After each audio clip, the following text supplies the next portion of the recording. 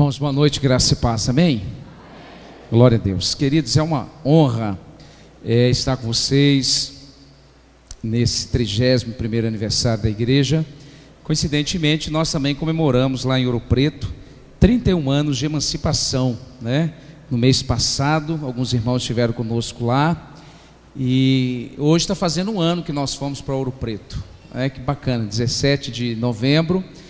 Eu estava vendo a foto que o Serginho postou aí um dia desse, e eu estava vindo até com a mesma camisa e a mesma gravata, coincidentemente. Ele falou: vou trocar porque um ano atrás nós estávamos aqui nos despedindo, né? Como passou rápido o tempo, e como eu amo vocês, viu, irmãos? Amo essa igreja demais da conta, todos os irmãos, aqueles que não puderam estar aqui nessa noite, o amor por vocês ainda continua muito profundo e constante, e tenho lembrado constantemente de vocês quando nós oramos lá, porque eu sei que vocês sempre oram por nós.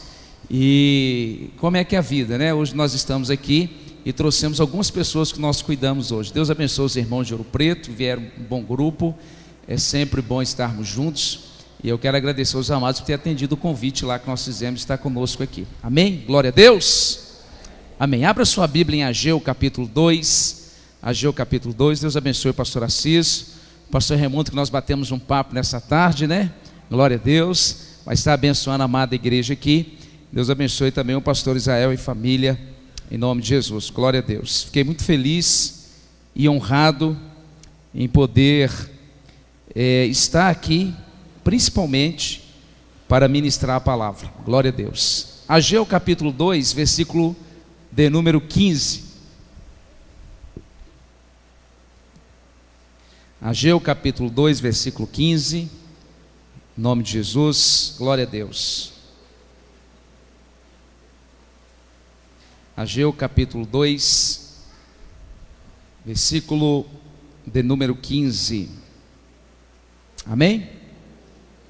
Glória a Deus. Diz assim: o Senhor Deus diz: pensem bem em tudo o que aconteceu desde aquele dia, antes de vocês terem começado a construção do templo. Pensem bem em tudo o que aconteceu desde aquele dia, antes de vocês terem começado a construção do templo. Senhor nosso Deus e nosso Pai, nós te louvamos por esse privilégio de estarmos aqui na tua presença, na tua casa, e nos alegramos, ó Deus, com os irmãos, por esse 31 anos de emancipação, esse tempo que o Senhor tem sustentado e abençoado o teu povo neste lugar. Ó Deus, porque tu és o Deus de misericórdia, o Deus de compaixão, é o Deus que nos sustenta em toda e qualquer circunstâncias e tempo da nossa vida. Senhor, oramos nessa noite para que o Senhor possa falar, decanta labassuri, andalamarras ao nosso coração, ó Deus, de forma que sejamos curados, de forma que sejamos restaurados, também confrontados, ó Deus, de modo que possamos receber o que foi cantado aqui nessa noite. Senhor, a tua glória, o teu fogo santo sobre nós. Senhor, nós estamos, ó Deus, diante de um tema para este ano, ó Deus, que nos convoca a um posicionamento, porque, ó Pai, o tema sugerido é avivamento, uma questão de atitude. Prepara os nossos corações, que a nossa mente seja receptiva e aberta, e todo e qualquer, ó Deus, embaraço, toda e qualquer gerência satânica nós repreendemos, e que teu Espírito, ó Pai, nos tome nessa noite pela tua palavra, em nome de Jesus, amém. Amém? Glória a Deus. Amados irmãos, eu não quero fugir do tema aqui, e nem do profeta Abacuque, mas o profeta Ageu tem tudo a ver com o profeta Abacuque. A diferença é que um profetizou antes do cativeiro e o outro está profetizando pós-cativeiro. Deus sempre levantava profetas para alertar o povo acerca da forma que eles estavam caminhando, para que pudesse evitar algumas situações. O povo não ouvia, Deus mesmo assim não abandonava o povo. Mesmo em meio ao cativeiro, Deus ainda continuava a falar ao povo, como usar o profeta Daniel, E após o término do cativeiro, Deus continuava falando ao povo através de profetas, como o profeta Ageu. Para que nós possamos entender aqui o texto, nós precisamos lembrar um pouco do contexto dessa situação. Os irmãos sabem, os irmãos lembram que no ano 931 aproximadamente antes de Cristo, após 120 anos de reino unido na pessoa de Saul, Davi e Salomão, cada um reinou 40 anos em Israel. Com a morte de Salomão em 1 Reis capítulo 11, quando Roboão assume o trono em 1 Reis capítulo 12, por ali, a palavra do Senhor vai dizer que por causa da desobediência, por causa da idolatria e do desvio de Salomão, Deus permitira que o reino de Israel fosse dividido em 2 reinos. Está lá em 1 Reis capítulo 11, capítulo 12 e capítulo 13. E é interessante que Salomão, 1 Reis capítulo 11, versículo 40, Salomão teve a mesma atitude de Saul. Quando ele tomou conhecimento que Jeroboão, que era um dos seus oficiais, seria ungido rei em Israel, a palavra diz que Salomão tentou matar Jeroboão, de modo que Jeroboão foge para o Egito para que não fosse assassinado por Salomão. Mas a palavra diz ali que o reino de Israel se dividiu em reino do norte e reino do sul. O reino do norte, conhecido como reino também de Efraim, o reino do norte como capital Samaria, teve 8 dinastias e 19 reis. Se você ler a história dos reis, 1ª e 2ª Reis, 1ª e 2ª Crônicas, você vai perceber que nenhum dos reis de Israel andou com Deus. O resultado foi que em 722 a.C., Deus levantou a Síria como a superpotência da época. A Síria invadiu Israel, levou o reino do norte ao pó, levando como cativo para a Síria, e nunca mais o reino do norte se estabeleceu. O reino do sul, por sua vez, tendo como capital Jerusalém, e tendo o primeiro rei Roboão, filho de Salomão, teve 20 reis na dinastia ou genealogia de Davi. 20 reis. O reino do sul, representado como Jerusalém capital, ficou com 2 tribos, a tribo de Judá e a tribo de Benjamim. O reino do sul não aprendeu com o reino do norte a lição da desobediência e da rebeldia. O reino do sul oscilava, ora eles ouviam Deus, ora eles se afastavam de Deus. Resultado é que Deus levantou a Babilônia na pessoa de Nabucodonosor para disciplinar o seu povo. É essa que é a perplexidade do profeta Abacuque. Ele não entende como é que um Deus bom, um Deus santo, um Deus maravilhoso poderia usar uma nação tão perversa, tão sanguinária, um rei, diga-se de passagem, megalomaníaco. Quando Abacuque ouve de Deus, que Deus vai levantar Nabucodonosor, para que Nabucodonosor, a Babilônia, fosse a vara da disciplina de Deus, aí Abacuque fala esse versículo, capítulo 3, versículo 2. Ouvi, ó Senhor, a tua declaração, estou alarmado. Qual que era a admiração, a indagação, a perplexidade do profeta Abacuque? É que Deus iria usar Babilônia. E das características do exército de Babilônia é que eles eram sanguessuga, eles caíam para cima e arrebentavam. Quando Abacuque ouve do Espírito Santo de Deus que Deus iria levantar essa nação, ele faz essa oração: ouvi as tuas declarações, estou perplexo. Aí ele volta para a misericórdia de Deus: aviva a tua obra no meio dos anos, e no decurso dos anos a faz conhecida, e na tua ira. O que Abacuque está falando? Quando de fato o Senhor trouxer Babilônia, na tua ira lembra-te da tua misericórdia. A palavra original da misericórdia nada mais é do que Deus colocar o coração dele em nossa miséria. Esse é o clamor do profeta Abacuque. Aí Deus levanta a Babilônia, levanta Nabucodonosor, e no ano 586 a.C., em 3 situações, Nabucodonosor invade Jerusalém, invade o reino do sul e leva cativo muitas pessoas, dentre elas Daniel, Misael, Ananias e Azarias, Sadraque, Mesaque e Abednego. A história diz que nenhuma das suas ações militares contra Jerusalém, Nabucodonosor cercou Jerusalém meses e meses. Muitos morreram de fome, doentes e com sede, a ponto do profeta Jeremias falou assim: felizes foram aqueles que morreram à espada, do que daqueles que morreram de fome, de sede e de enfermidade. Nabucodonosor entra no reino do sul, passa criança, idosos ao fio da espada. Ele se depara com o templo de Salomão e destrói tudo, arranca os utensílios, leva tudo para a Babilônia. E a palavra de Deus é que Deus iria disciplinar o seu povo 70 anos. 70 anos. Esse tempo passou e Deus usa o profeta Jeremias para libertar o seu povo.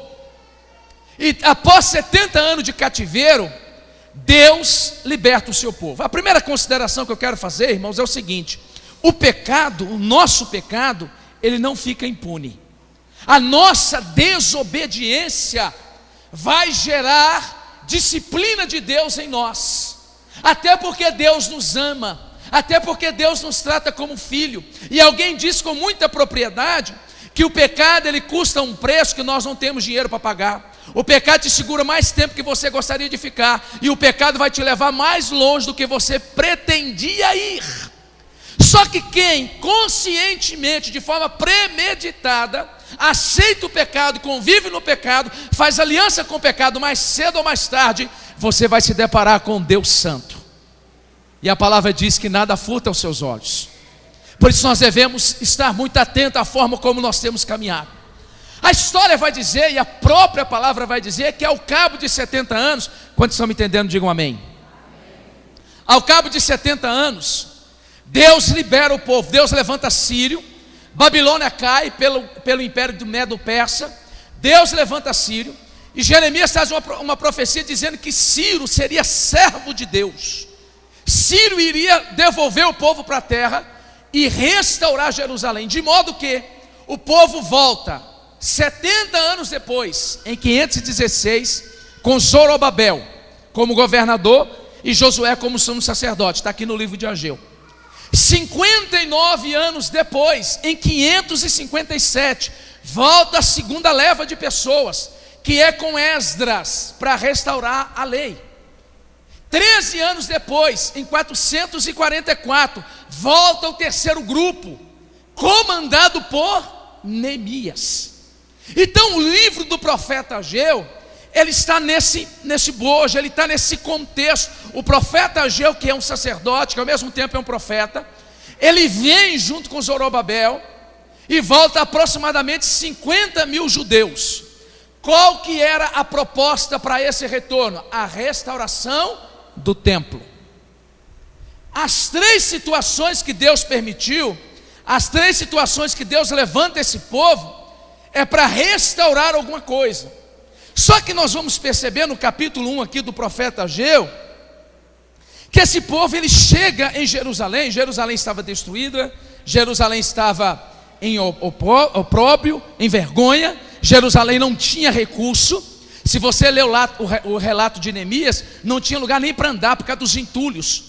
Quando Zorobabel e Josué voltam com 50 mil judeus, eles começam a trabalhar o alicerce do templo. Só que no primeiro empecilho, eles param a obra. Qual que foi o empecilho? Foram os samaritanos. Não dá tempo de ler tudo, mas a palavra diz lá em Esdras, capítulo 4, que quando os judeus chegaram para reconstruir o templo, os samaritanos, que eram inimigos de Judá, se aproximaram de Zorobabel e Josué e falaram assim: nós queremos construir com vocês esse templo. Zorobabel, Esdras capítulo 4, do 1 ao 3, Zorobabel falou assim: vocês não têm parte conosco nesse negócio. Agora a pergunta é: por que Zorobabel e Josué não aceitou a ajuda do samaritano? A resposta está lá em 2 Reis, capítulo 17, versículo 24. Diz que quando a Síria invadiu o reino do norte, que eu falei para vocês na introdução, 722 a.C., O rei da Síria tinha a seguinte política: eles não levavam todo mundo para a Síria, não, misturava o povo, de modo que em Reis capítulo 17, versículo 33 e 34, a palavra diz que aquele povo que era misturado, que ficou em Samaria, eles adoravam a Deus e ao mesmo tempo adoravam os ídolos. Eles temiam a Deus, mas ao mesmo tempo buscava Baal, Azera, buscava o deus Moloque. Então o que os samaritanos estavam propondo para o povo judeu? O que nós chamamos de ecumenismo. Em outras palavras, o que o samaritano está falando? Não importa a sua teologia, vamos fazer a obra de Deus junto. Não importa a forma que você serve a Deus, vamos fazer a obra de Deus junto. Irmãos, nós devemos tomar cuidado com isso, porque há critérios que Deus estabeleceu na palavra para que nós possamos servi-lo e adorá-lo. Eu li uma notícia ontem, pastor, que me deixou perplexo. Uma igreja evangélica lá no Rio de Janeiro doou 11 mil reais para construir um terreiro de macumba. Aí alguém com a boa política da vizinhança e com um bom discurso pode dizer assim: oh, que maravilha, nós estamos rompendo com a intolerância religiosa. Que rompendo com a intolerância religiosa? Como é que alguém que tem conhecimento do Deus vivo tira 11 mil do caixa de uma igreja para construir um terreiro de macumba, para invocar demônio e destruir vidas? Irmãos, o que nós temos visto no Brasil, pessoas que se dizem de Deus, fazendo aliança com pessoas que têm um discurso de Deus, mas que vivem longe de Deus, não têm vida com Deus. Então quando os judeus dizem não, os judeus estão tendo um posicionamento de fidelidade a Deus. Vocês estão me entendendo, amém? Quando o samaritano recebe o não, Esdras capítulo 4 diz que o samaritano começou a pagar funcionários do rei para atrapalhar a obra. Como se não bastasse, o samaritano escreveu uma carta para Artaxerxes e falou assim: olha, estão construindo a cidade de Jerusalém, aquela cidade é rebelde, olha que você não vai receber imposto daquela cidade. Quando a carta chega até Artaxerxes, imediatamente Artaxerxes manda uma resposta assim: para tudo, ninguém vai construir nada. Então depois de 2 anos que o povo levantou alicerce, que tem o samaritano como inimigo, há um decreto do rei, e o povo para a obra. Quantos anos se passaram? 15 anos. Agora você imagina, Deus liberta o povo no cativeiro, Deus disciplina um povo 70 anos, levanta um rei pagão, mostra por A mais B, está lá em Crônicas capítulo 36, que Deus estava devolvendo o povo, e no primeiro impedimento, na primeira oposição, o povo para a obra. Para a obra. Irmãos, mas na verdade, o que estava por trás dessa paralisação? E eu queria nessa noite, em rápidas palavras, falar sobre os inimigos do avivamento. O primeiro inimigo da restauração de Deus na nossa vida, o primeiro inimigo, irmãos, do avivamento nas nossas vidas, é o conformismo. A palavra diz que eles ficaram 70 anos em Babilônia. Isso significa o quê? Que eles se acostumaram a ficar sem o templo. Muitos dos que voltaram viram o templo de Salomão, outros não viram. Como eles passaram 70 anos sem ver o templo, eles se acostumaram a viver uma vida sem ter templo, sem ter comunhão com Deus. Sabe como é que chama isso aqui? Conformismo. Quantas pessoas, amados, já se conformou com a vida espiritual relapsa? Quantas pessoas já se conformou da forma como a sua vida está, se adaptou à morbidão, se adaptou à insensibilidade, se adaptou à frieza, e estão levando a sua vida, como diz alguém, no piloto automático. Está indo, está vivendo, mas se conformou com uma situação. O primeiro sinal, meu irmão, que você já se conformou com a vida medíocre. O que é uma vida medíocre, pastor? É uma vida mediana, uma vida comum. O primeiro sinal que você já se conformou com a situação ruim na sua vida se chama procrastinação. O que é procrastinação? É deixar para fazer amanhã aquilo que você deveria fazer hoje. Você sabe que você tem que começar a orar hoje, mas você vai deixar para orar amanhã. Você sabe que tem que viver uma vida lendo a palavra na presença de Deus hoje, mas você vai deixar isso para amanhã. Irmãos, eu estou aqui conjecturando, mas tem muitas pessoas que me ouvem aqui nessa noite, que esse amanhã seu você já está empurrando com a barriga faz 3 anos. Há pessoas que me ouvem aqui nessa noite, decanta lá basura e anda lá marras, que você já se conformou com a situação, e você anda se enganando. Você sabe que não está legal, você sabe que Deus tem algo a mais para você, mas você já se conformou com essa vida de qualquer forma. Nós estamos parecendo Faraó. A palavra diz em Êxodo capítulo 8, versículo 3 a seguir, que quando as rãs invadiu o Egito, Faraó ficou, mandou chamar Moisés. Moisés veio, Êxodo capítulo 8, e Moisés falou assim: Faraó, você quer que eu ore agora para as rãs sair? Sabe o que Faraó falou? Ora amanhã. Procrastinação. Se conformou, se adaptou. Quantas pessoas estão vivendo uma vida cristã hoje, mas não tem vida com Deus, se conformou com isso? Quantas pessoas já se conformou com um casamento medíocre, com uma vida espiritual rasa, vazia, sem presença de Deus, sem a graça de Deus? Quantas pessoas já aceitaram uma situação na sua vida como definitiva? Quantos irmãos já fazem coro com o diabo, Não tem jeito mesmo, essa situação não muda, Deus não vai fazer, é assim mesmo, eu tenho que me acostumar, está amarrado em nome de Jesus, a um Deus que vive e reina para todo sempre, decanta lá basura e anda lá marras, e pode mudar a história da nossa vida.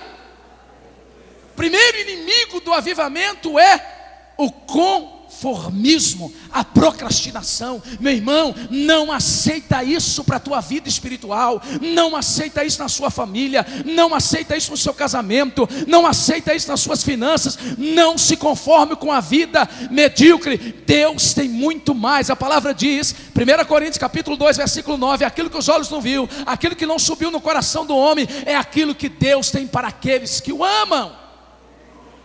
A palavra diz que Ele é fiel para fazer infinitamente mais além daquilo que nós pedimos ou pensamos. Então eu vim aqui nessa noite para lhe dizer algo: não se conforme com essa vida que você está levando. Paulo escrevendo aos Efésios capítulo 5, versículo 14, ele diz assim: desperta tu que dormes, levanta de entre os mortos e Cristo te iluminará.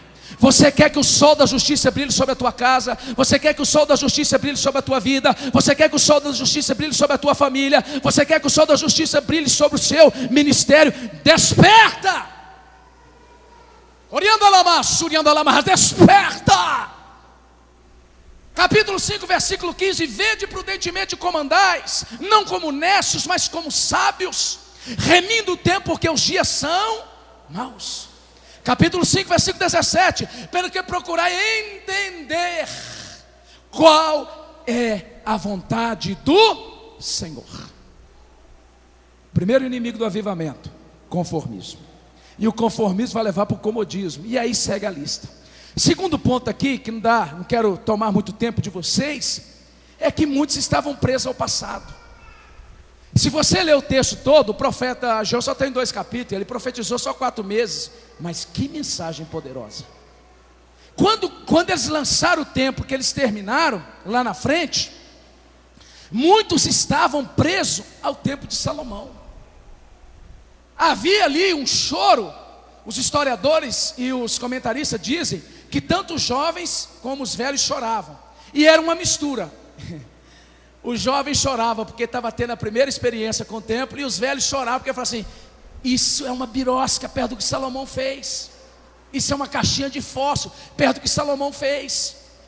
Aí os velhos estavam presos ao passado, ao tempo de Salomão, e eles tinham esse posicionamento, e eles desencorajavam os mais novos.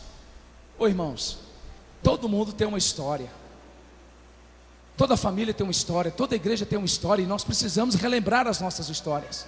Mas nós não podemos viver de saudosismo, nós não podemos viver tão somente com nossos olhos para trás. Nós não podemos viver e limitar Deus ao tempo passado. Deus não está no Cronos, Deus está no Kairos. O que é isso, pastor? Deus não está preso ao tempo do homem, Ele tem o seu tempo, Ele é soberano, Ele é imutável. Aquele que era, aquele que é e aquele que há de vir.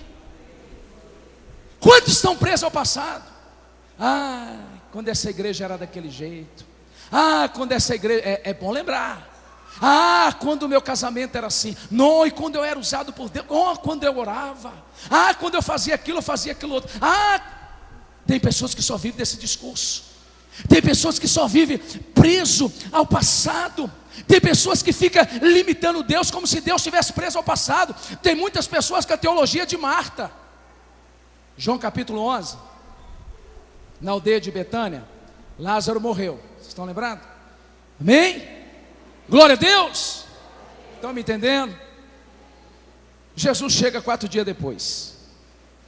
Jesus chega 4 dias depois por quê? Olha que bacana. Na filosofia judaica, na tradição judaica, um morto até 3 dias, qualquer profeta podia orar e ele ser ressuscitado.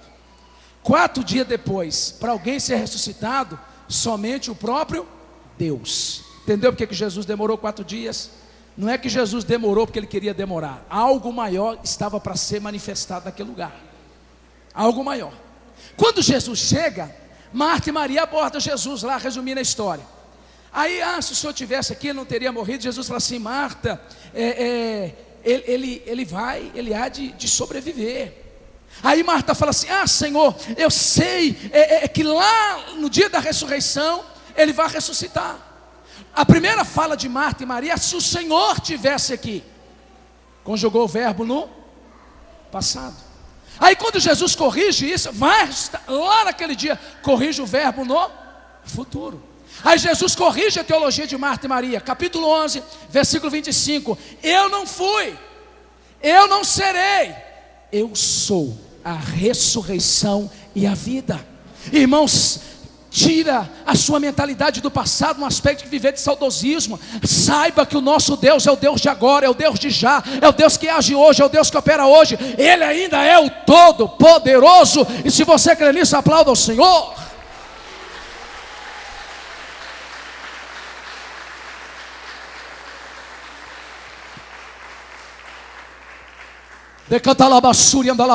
Assim diz o Senhor, capítulo 43, versículo 17, 18 de Isaías. Mas agora o Senhor diz ao seu povo: não fique lembrando o que aconteceu no passado, não fique pensando nas coisas que fiz há muito tempo, pois agora vou fazer uma coisa nova, que logo vai acontecer, e de repente vocês a verão.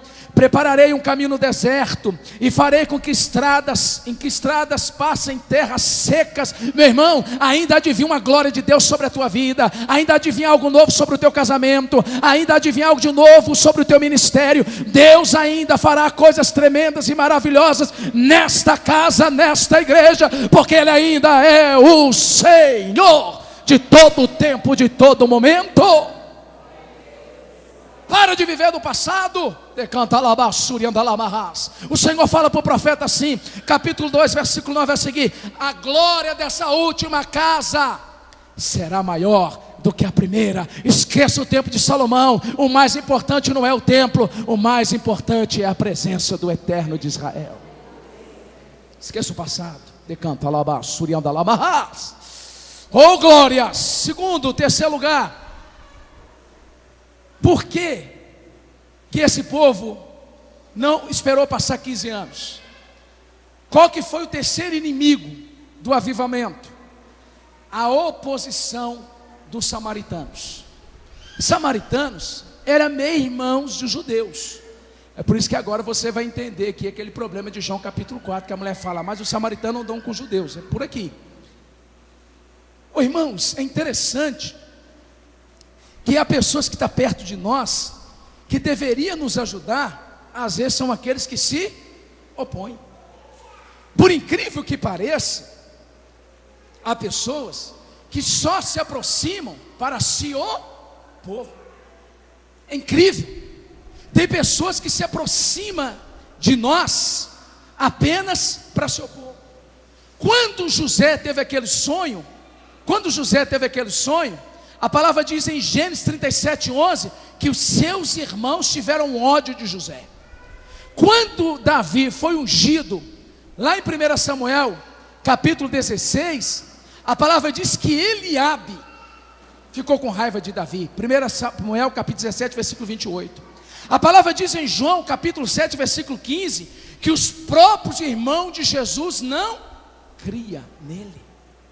Quantos de nós, irmãos, deixando de nos envolver nas coisas de Deus, por causa de oposições. Quantos de nós, irmãos, paramos porque alguém atravessou do nosso caminho tentando se opor a nós? Outro dia eu estava pregando ali no Cabanas e dizendo o seguinte: na vida a gente tem que aprender a lidar com os críticos. Se eu e você não aprendermos a lidar com os críticos, nós não seremos restaurados. Se eu e você não aprendermos a lidar com os críticos, nós não teremos a bênção de Deus sobre as nossas vidas. A palavra diz que os samaritanos se oporam aos judeus, opositores. E aqueles que se opuseram aos judeus não eram os babilônicos, os egípcios, os assírios, foram os próprios samaritanos, estavam ali na região. Pastor, o que eu vou fazer então? O que eu vou fazer com os críticos, com aqueles que se opõem, com aqueles que me criticam? Porque há dois tipos de críticas, né, irmãos? Aquela crítica construtiva, é alguém que te ama, que é sincero com você e que está te falando para você corrigir a trajetória. Mas há aquelas críticas que é para te destruir mesmo, que é para te entristecer, que é para te ver lá embaixo. Lembra-se de 1 Samuel capítulo 17, quando Davi chegou perguntando, Eliabe falou assim: ô presunçoso, o que você está fazendo aqui? Vai cuidar daquelas poucas ovelhas, seu lugar é no pasto, não é que não. Aqui é para homem, não é para jovem, não é para menino. A palavra diz em 1 Samuel capítulo 17, versículo 30, que quando ele encontrou com Eliabe criticava, que o pior do crítico é porque tem crítico que tem síndrome de Deus. Como diz um professor nosso, tem gente que pensa que é Deus, agora tem gente que tem certeza. Aponta o dedo na nossa cara e fala assim: você é isso, você é aquele, síndrome de Deus. Tem pessoas que não têm menor temor, e aponta o dedo e fala: você é isso, você é aquilo. E você não é nada disso, síndrome de Deus. O que eu vou fazer com os opositores? Como lidar com os críticos? Faça igual Davi. A palavra diz em 1 Samuel capítulo 17, versículo 30, Davi se desviou de Eliabe. Meu irmão, não olha para a oposição, não olha para os críticos, olha para aquele que te chamou, porque fiel decanta labassuri andalabarras, é aquele que começou e há de concluir a obra na tua vida. E eles sempre existirão. Eles sempre existirão. Sempre existirão. Em último lugar aqui, o que esse povo vacilou? Qual que foi o outro inimigo do avivamento e da reconstrução do templo? A palavra diz no capítulo 1 de Ageu, que Deus falou assim: olha, olhem bem para a situação de vocês. Olhem bem para a situação de vocês. Vocês têm plantado e não têm colhido. Vocês estão comendo e estão com fome. Vocês estão se vestindo e continuam com frio. Vocês recebem salário e colocam no saquetel furado. Prioridades equivocadas. Hoje, irmãos, muitos de nós estamos perdidos em nossas prioridades. Muitos de nós temos colocado Deus em segundo plano. E nós queremos que Deus nos coloque na sua principal página, para nos abençoar, para nos atender. Quantos de nós estamos com as nossas prioridades equivocadas? Tanto é que Jesus investe um capítulo de Mateus, capítulo 6, a partir do versículo 18, para falar sobre a prioridade da vida. E ele fecha com um versículo famosíssimo, capítulo 6, versículo 33, que diz assim: mas buscai em primeiro lugar o meu reino e a minha justiça, e as demais coisas vos serão acrescentadas. Era para o povo vir para Jerusalém e priorizar o templo. O que o povo estava priorizando? Os seus próprios negócios. A palavra diz que eles largaram o templo de lado e foi construir as suas próprias casas. Prioridade equivocada. Irmãos, Deus tem que estar em primeiro lugar. Quando nós estamos deixando Deus em segundo lugar, para a casa dos adoradores, você vai perceber que havia material importado, cedro. Para a casa do adorado, nada. Essa é a filosofia do cristão do século 21. Se sobrar tempo eu faço. Eu vou cuidar das minhas coisas primeiro. Se sobrar tempo eu cuido das coisas de Deus. O pastor fala: irmão, você podia ajudar? Ah, pastor, não tenho tempo. Ah, pastor, minha agenda não cabe. Há muitos de nós que estamos oferecendo para Deus o resto. Há muitos de nós que oferecemos para Deus quando oferece, quando oferece, a sobra. O nosso Deus não é Deus de sobra. Deus nos levou e leva muito a sério. Deus olha para nós e nos vê como pessoas preciosas. A palavra diz em 1 Pedro capítulo 1, versículo 18, que nós não fomos resgatados da nossa vã maneira de viver, nem por prata, nem por ouro, mas pelo precioso sangue de Jesus. A palavra diz lá em João 3,16, que é a manchete do Novo Testamento, porque Deus amou o mundo de tal maneira que deu o seu Filho unigênito, para que todo aquele que nele crer não pereça, mas tenha vida eterna. Deus é tão maravilhoso que Ele dividiu conosco até o Espírito Santo. A palavra diz em 2 Coríntios capítulo 4, versículo 7, que nós temos um tesouro em vaso de barro, o Espírito de Deus. A palavra diz que esse Espírito, Romanos 8, 26, é Ele que nos sustenta nas nossas fraquezas. E que importância nós temos dado para Deus, que lugar que nós temos dado para Deus. Estava pregando ontem em Ouro Preto e fiz menção de 4 grandes pastores da história. Primeiro é Lutero. Nós comemoramos dia 31 agora, 500 anos da Reforma. A biografia diz que a cada manhã, antes de estudar, ele ia à igreja para fazer prece a Deus. A história diz que Jonathan Edwards costumava passar 13 horas estudando todos os dias e orando. A história diz que John Wesley considerava a oração a coisa mais importante da sua vida. Ele levantava religiosamente todos os dias 4 horas da manhã para orar, a ponto das pessoas que escreveram a sua vida, disse que ele falou assim: eu nunca dei o privilégio para o sol adorar a Deus primeiro do que eu. A história diz que George Whitefield, pregador escocês do século XVIII, dividiu o seu tempo assim: 8 horas para dormir, 8 horas para dormir e comer, 8 horas para passar com o povo e 8 horas sozinho com Deus. A história diz que um homem chamado Moody diz que quando ele viajava de trem para fazer as cruzadas evangelísticas, após chegar cansado de uma viagem de trem, ele passava a noite em oração. Meu irmão, você quer que Deus priorize os seus planos, a tua família? Coloque Deus em primeiro lugar. O que nós percebemos na vida desses homens? Esses homens tinham intimidade com Deus, esses homens tinham fome de Deus, esses homens queriam Deus. Eu tomo emprestada a frase de um autor que diz assim: é triste constatar que há muitos de nós estamos fazendo o smartphone o altar de adoração, em detrimento do altar de Deus. É triste constatar que as redes sociais têm sido um Golias em nossas vidas, que nós passamos horas e horas a fios trocando mensagem, quando a nossa vida de oração é uma vida rasa, superficial, medíocre. Você quer a glória de Deus desse jeito? Oriando alama, suriando alama, prioridades equivocadas. O povo de Deus precisa voltar a orar, a estar apaixonado por Deus.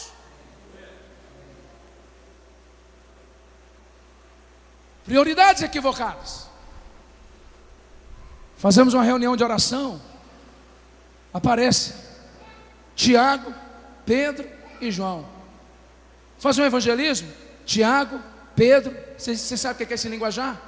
Porque só Tiago, Pedro e João que andavam com Jesus. Monte, os 3 estão lá. Vai ressuscitar a menina de Jairo, os 3 estão lá. É os mesmos. É os mesmos. Você quer que Deus faça na tua vida algo sobrenatural? Leve a Deus a sério. Coloque Deus em primeiro lugar. Saia do altar do smartphone, volta para o altar da consagração, do altar da renúncia. Nós precisamos, irmãos, voltar, colocar Deus em primeiro lugar, senão nós não seremos avivados. Avivamento é uma questão de atitude. Então vença o comodismo, rompa com a procrastinação, com o comodismo.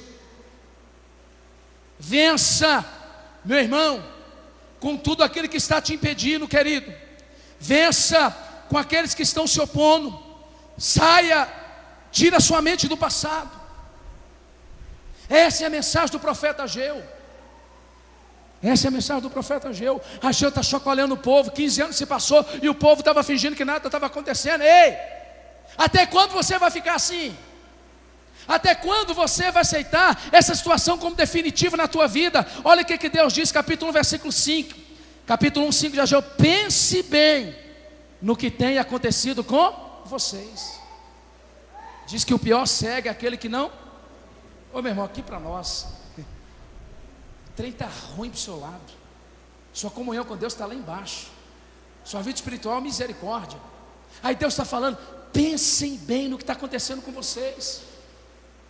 15 anos se passaram. Até quando você vai ficar vivendo assim? Até quando você vai se permitir, sendo que Deus tem algo novo para a tua vida? E para mim fechar nessa noite, Deus dá 3 motivos para esse povo mudar de postura. Quantos motivos? 3. Vocês estão me entendendo, amém? Eu quero lhe proporcionar um caminho de atitude nessa noite.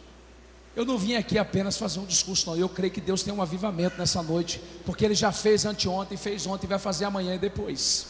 A primeira coisa que Deus fala com esse povo, está no capítulo 1, versículo 2, diz assim: o Senhor, o Todo-Poderoso, diz o seguinte: o povo está dizendo que ainda não chegou o tempo de reconstruir o templo. Em algumas versões diz assim: o Senhor dos exércitos. O primeiro ponto que Deus fala para esse povo retomar a obra é que Deus se apresenta ao povo como o Senhor dos exércitos, que a palavra vai chamá-lo de Jeová Sabaote. Antes de falar ao povo, Deus se apresenta ao povo como o Senhor dos exércitos. O que significa? Esse nome demonstra que Deus tem um domínio sobre os hostes celestiais e sobre os reinos do mundo. Esse nome fala do seu poder absoluto e do fato de que nenhuma força humana ou cósmica pode resistir à sua soberana vontade. Irmãos, em outras palavras, o que Deus está falando assim? Assim diz o Senhor dos exércitos. O que Deus está falando com o povo? Eu, Senhor dos exércitos, estou com vocês. Então levanta a cabeça, chacoalha a poeira. O Senhor dos exércitos está conosco. Olha o que o salmista diz, 46, versículo 1 do Salmo: Deus é o nosso refúgio e fortaleza, socorro bem presente na hora da... 46, versículo 7, o Senhor dos exércitos está conosco, o Deus de Jacó é o nosso... 46, 10, aquietai-vos e sabei que eu sou Deus. Irmãos, não há inimigo, não há samaritano, não há oposição que pode impedir o agir de Deus na tua vida. Não há demônio que pode impedir o agir de Deus na tua vida. Só depende de você. Êxodo capítulo 14, Faraó vem contra Israel, Israel entra em desespero, e Deus fala, Êxodo 14, 13, Moisés fala: nesta peleja não tereis que pelejar, olhe e vede o livramento do Senhor. A palavra diz em Juízes capítulo 8, versículo 10 a seguir, que Deus levanta um homem chamado Gideão, com 300 homens, e derruba um exército de 135 mil homens. A palavra diz que quando Josué estava pelejando, Josué capítulo 10, versículo 11, diz que se ajuntaram 5 reis contra Josué. A palavra diz que Deus falou: Josué, vai que eu vou te dar vitória. Deus trouxe confusão no meio do povo, e a palavra diz que mais foram os que morreram com pedras jogadas do céu pela espada de Josué. A palavra diz em Daniel capítulo 10, versículo 11, que Daniel estava orando, e quando Deus manda uma resposta com Gabriel, o príncipe da Pérsia trava Gabriel. A palavra diz que 21 dias ficou nessa peleja, até que Deus levantou Miguel. A palavra diz em Mateus capítulo 8, que havia uma legião de demônios, aproximadamente 6 mil demônios num sujeito chamado Gadareno. Quando Jesus chega na cidade de Gadara, os demônios se prostraram e falavam assim: o que temos nós contigo, ó mestre, ó Jesus, ó Filho de Deus? A palavra diz, irmãos, em Mateus 26, 53, que quando foram prender Jesus, Pedro cortou a orelha de Malco.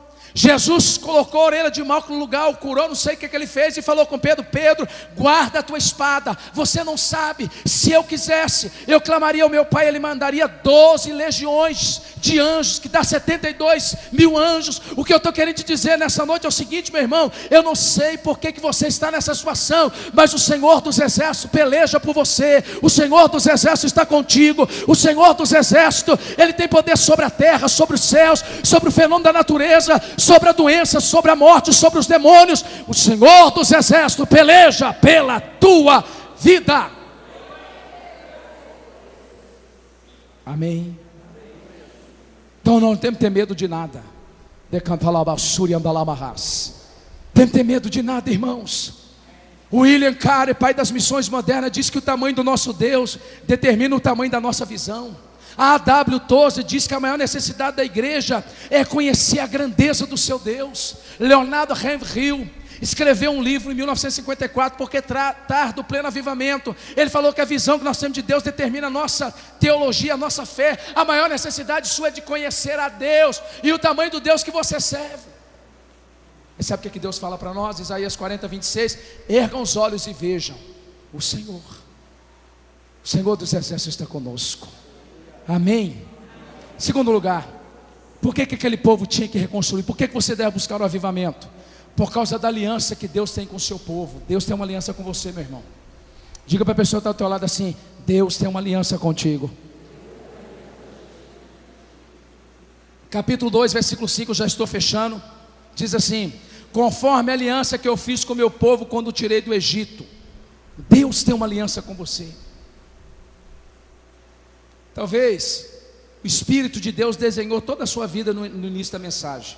Conformismo, prioridades equivocadas, parou por causa de alguém atravessou no seu caminho. Talvez você está muito preso ao passado, mas eu venho da parte de Deus te dizer, com tudo isso, Deus ainda tem uma aliança com você.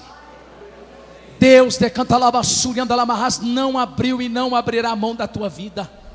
É isso que ele fala com o povo. A presença de Deus estava com aquele povo em confirmação com a aliança no Egito. A palavra diz em Êxodo 40, 34 a seguir, que quando o tabernáculo foi inaugurado, a glória de Deus veio. A palavra diz em 2 Crônicas 7 que quando Salomão inaugurou o templo, a glória de Deus encheu o templo. Irmãos queridos, mesmo quando nós somos infiéis, Deus permanece fiel. Deus firmou conosco uma aliança eterna de ser o nosso Deus e nós sermos o seu povo. Quando nós lhe desobedecemos, Ele nos disciplina. Quando nós nos voltamos para Ele, Ele nos perdoa e nos restaura. Quando nós nos sentimos desencorajados, Ele nos anima. Quando as nossas mãos estão frouxas, Ele nos capacita a fazer a sua obra.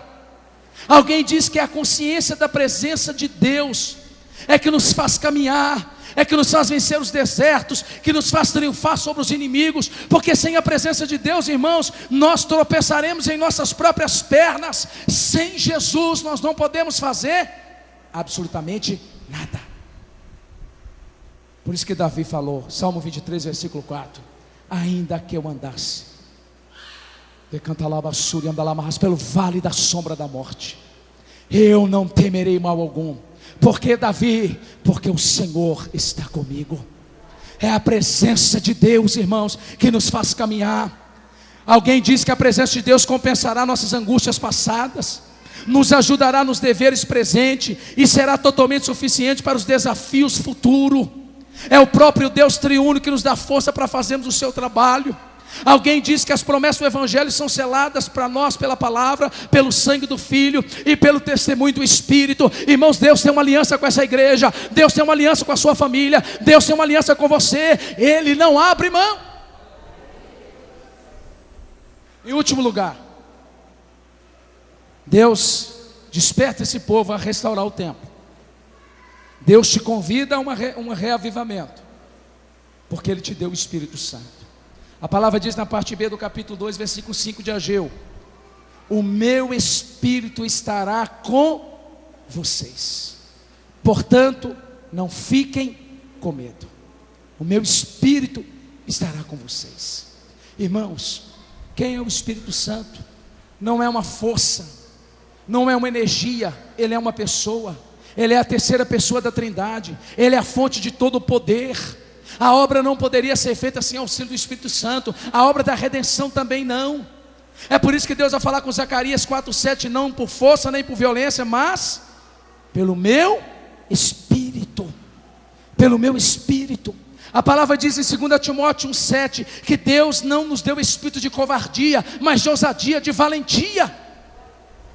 Nós temos o Espírito Santo, irmãos. Aonde o Espírito está, o medo não prevalece. Um povo habitado pelo Espírito, um povo cheio do Espírito, movido pelo Espírito, abandona o medo, triunfa sobre as dificuldades e realiza grandes obras para Deus. Nós somos um povo cheio do Espírito Santo. Nós somos um povo que temos a terceira pessoa da Trindade, irmãos, habitando em nós. Quem crê, é proibido ter medo. Alguém diz, não temas, é um dos mandamentos mais repetidos. Há 366 vezes a palavra não temas na Bíblia, todos os dias. A voz do Espírito diz em alto e bom som lá na sua casa, não temas. Eu não sei qual é o problema, abacaxi que você deixou para descascar amanhã que é sábado. Deus já está dizendo de antemão para ti, querido, querida, não temas. Quando falaram com Jairo, Jairo, a menina já morreu lá com o mestre Jesus, Jairo, não temas, crê somente. Deus está dizendo essa noite para a igreja do Senhor, não temas, o meu Espírito, decanta, alabassuri, andalabás, está com vocês. Irmãos, eu fecho nessa noite dizendo o seguinte: não há desculpas para continuar da forma que estamos. Não há por que nos conformarmos como estamos. Não há por que ficar preso no passado. Não há por que colocar Deus em segundo plano. Não há por que deixar as pessoas roubar de nós ou matar os sonhos que Deus tem para nós. O Senhor dos Exércitos está conosco, Ele tem uma aliança conosco, o Espírito está conosco. A palavra diz no capítulo 1, no final de Ageu, então Josué e Zorobabel se levantaram. Deus incitou o espírito de Josué e Zorobabel. Amados, talvez com perdão da simbologia, você pode estar uma carcaça. Você está aí toda maquiada, bonita, dando um sorriso assim amarelo, sabe o sorriso amarelo? Sem motivo para dar glória a Deus, sem motivo para sorrir, sem motivo para celebrar. Mas se Deus tocar na sua vida, algo vai mudar. A palavra diz que Deus incitou o espírito de Josué e de Zorobabel, mas eles se levantaram, eles fizeram alguma coisa. Então, amados, rompa nessa noite com os inimigos do avivamento. Avivamento é uma questão de atitude. Se coloque de pé, eu quero orar com você e orar por você. Quero convidar aqui os irmãos do louvor, se tiver uma na agulha aí, nós vamos orar. Aleluias. Enquanto você já está aqui, vai orando para que Deus incite o teu espírito, para que Deus toque em você nessa noite. Oh Deus, canta alabassuri andalabás, andalamassuri andalamarras. Feche teus olhos.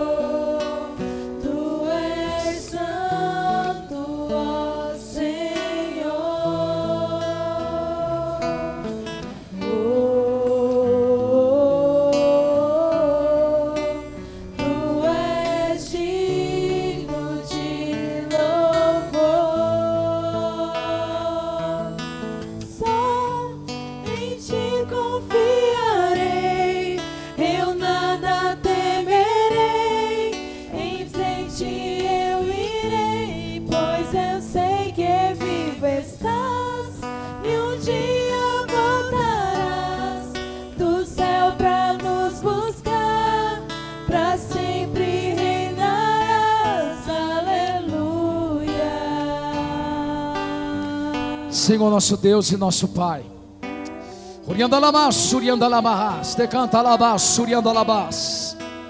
Senhor, a tua palavra diz que o Senhor incitou o espírito de Zorobabel e de Josué, Senhor. A tua palavra diz em outras versões que o Senhor deu coragem e ânimo ao governador e ao sumo sacerdote. Senhor, talvez essas pessoas que estão aqui à frente deixaram-se levar pelo conformismo, pelo passado, pelas prioridades equivocadas, e a sua vida está amarrada, e a sua vida está paralisada, Senhor. Senhor, talvez muitos que ouviram a mensagem nessa noite, Senhor, estão, ó Pai, ó Deus do pó, Senhor, estão ainda de pé, pela misericórdia do Senhor. Há muitos que estão aqui, Pai, talvez, ó Deus, que já entregaram os pontos há muito tempo. Ó Senhor, tem vivido uma vida de aparência, tem vivido uma vida cristã no piloto automático. Ah, Senhor, mas nessa noite, Pai, nós queremos que a situação seja mudada. Ah, Senhor, nesta hora, ao nos dirigir ao altar, nós estamos dizendo para o Senhor: Deus, eu quero romper. Deus, eu quero romper com todo inimigo do avivamento na minha vida. Ah, Senhor, em nome de Jesus. A tua palavra diz que o Senhor dos exércitos está conosco. A tua palavra diz que o Senhor tem uma aliança com essa igreja. O Senhor tem uma aliança com cada um. A tua palavra diz, ó Pai, que o teu Espírito habita em nós. Ah, Espírito Santo, decanta começa a renovar agora, começa a renovar agora, começa a restaurar agora, Pai. Senhor, começa a dar força agora, começa, Senhor, a trazer o teu renovo agora. Decanta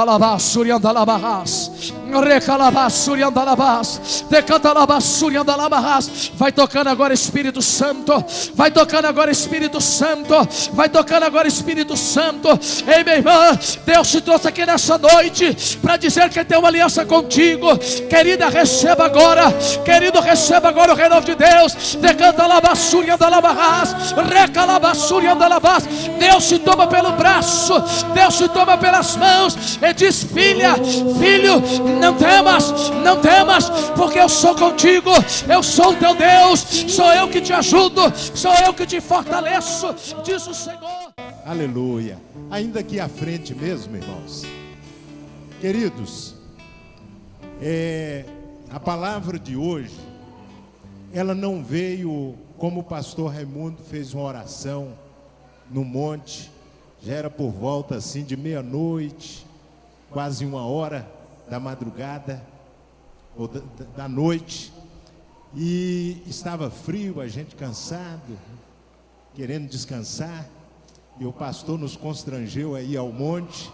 E lá ele falou assim: Senhor, que o Senhor não venha fazer nem a menos e nem a mais, mas que o Senhor venha dar aquilo que é suficiente. A mensagem de hoje, ela não veio a mais e nem a menos, mas ela veio na medida exata daquilo que nós estávamos precisando.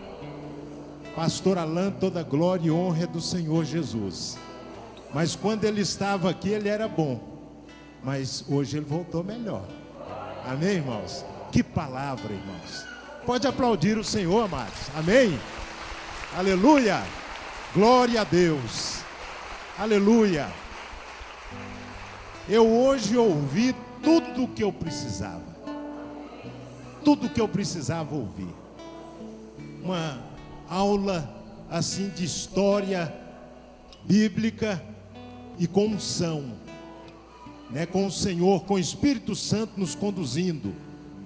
Então, querido, nós ouvimos a palavra do Senhor.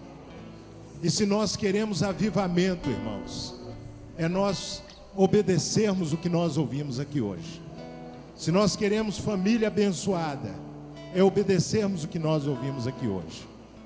E eu acredito que assim como Deus usou o pastor Alain para trazer esta mensagem tão maravilhosa ao nosso coração, Deus vai usar também o pastor Raimundo para que traga uma palavra que vai continuar nos incitando, nos encorajando, nos despertando em nome de Jesus. Amém? Hoje eu me senti incitado, eu me senti encorajado pelo Senhor, desafiado. E espero que tenha acontecido com você também no nome de Jesus. Amém, queridos? Os irmãos não vão sair rapidamente. O pastor vai orar e vai impetrar a bênção. E você vai se confraternizar, dar um abraço aí na pessoa que está ao seu lado e dizer: olha, hoje nós fomos encorajados. Nós vamos continuar nesta mesma fé em nome de Jesus. Enquanto nós nos confraternizamos, as irmãs vão, nos abençoar com mais um cântico em nome de Jesus. Pastor? Graça e paz, irmãos. Amém. Vamos orar. Pai, obrigado, porque a tua palavra é viva e eficaz. Ela é mais penetrante do que qualquer espada de 2 gumes, apta, Senhor Deus, para discernir os propósitos do coração. Obrigado, Senhor, por esse pão. Obrigado pela vida do pastor Alain, sua esposa, sua família. Obrigado por esse privilégio de poder conhecê-lo. E em nome de Jesus, Deus, te louvamos, porque o salmista diz que lâmpada para os meus pés é a tua palavra e luz para os nossos caminhos. Então, Deus, em nome de Jesus, queremos digerir, queremos ruminar e queremos, Senhor Deus, desfrutar, Deus, do paladar dessa palavra, porque o salmista, no capítulo 19, ele considera que ela é mais doce do que o mel e o destilar dos favos. Senhor, em nome de Jesus, Senhor, eu me lambuzei, Deus, eu quero dizer que eu me lambuzei com essa palavra. Muito obrigado mesmo, porque é disso que nós precisamos, é disso que nós necessitamos, em nome de Jesus. E que o amor de Deus, Pai, a graça do nosso Salvador e Redentor, Jesus Cristo, e a comunhão do Espírito Santo esteja com todo o povo de Deus, em toda a face da terra, no Oriente Médio, na África, na Europa, em toda a terra, Senhor, e aqui neste lugar, em nome de Jesus. Amém. E amém.